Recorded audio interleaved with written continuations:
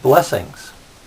Here's another post-9/11 prophecy from Jeremiah, the teenage prophet of the new millennium. It's adapted from the political satire, The Einstein Sisters' Bag the Flying Monkeys, that takes place before the Republican theft of the 2000 election, and it co-stars fellow nerds Jonah and Joshua.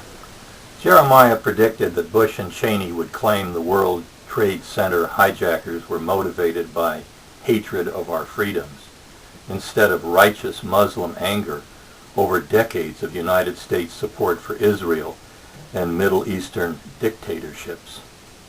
In response, the Republicans would destroy the few freedoms in the countries they invaded in the name of bringing freedom. At home, they would extinguish our freedoms in the name of protecting them. Jonah asked, how about American Christians? How can they let all that stuff happen? After all, Jesus preached turning the other cheek and forgiving our enemies. Jeremiah replied, don't forget that Karl Rove has learned how to play Christian evangelicals for suckers. It's all about mass psychology, he explained. It's all about choosing the most effective tools to deceive well-meaning Christians. Rove studied the God we worship. He examined the miracles we believe. Rove understands that Christian Zionists value the Old Testament over the New Testament. Jeremiah reminded his buddies, it's an eye for an eye, not turn the other cheek. Mass psychology. Our God is our shepherd. We're his sheep. The preachers talk to their flocks. Sheep, Jeremiah repeated. Rove figured out that many Christians want a president in the image of their God, a lord or king. Even if he became a war criminal, 25% of the voters would still blindly support Bush. Joshua exclaimed, what a perfect setup for an antichrist. Don't you guys see? That's what Bush is. Jonah cried, blind sheep, Satan's wet dream. Bingo, Jeremiah replied.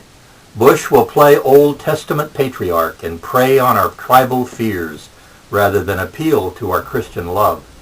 That's the key to manipulating millions of us good-hearted Christians. He'll claim to protect us from a legion of shadowy terrorists who are largely a figment of Cheney's paranoid imagination. As long as Bush is president, none of the alleged terrorists will ever be tried or convicted of the 9/11 attack in an open court of law. That would spoil everything. They'll be held for 8 years in dungeons and tortured for fake confessions that will be periodically reported by Fox TV as gospel truth, accompanied by fabricated terror alerts. Let's face it, said Jeremiah. We Christians want a president who is arbitrary, abusive, scares the hell out of us, and demands unquestioning obedience. We want a protector, even if he is unpredictable and a little crazy, like the Jehovah of the Old Testament. We expect our elected representatives to grant our mighty king the power to torture and maim those he's labeled our enemies, so long as he reminds us we're at war with the Antichrist. No! Bush is the real Antichrist, and he will bring us nothing but death and deprivation. Our economy will collapse under the debt from his wars and tax giveaways to the super rich. Then he will blame us for the misery that we've allowed him to rain upon us. Bush is no dummy. He'll just act like one. Once this American Antichrist has stolen an election by citing Jesus as his favorite philosopher, he'll know that no lie will be too great for us to swallow.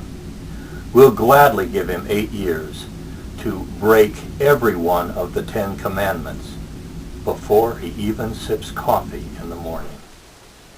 How about the political opposition? Joshua asked. According to the Constitution, stopping that kind of stuff is the Democrats' job. Jeremiah scoffed.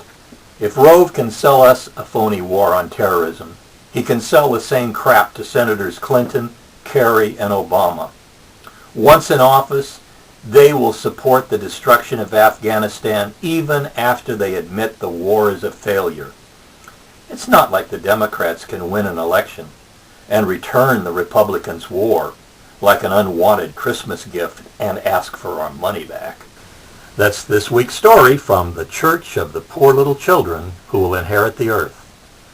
Coming April 27th, George W. Bush's 10 Commandments. Can't wait? Visit the website. Check out the book.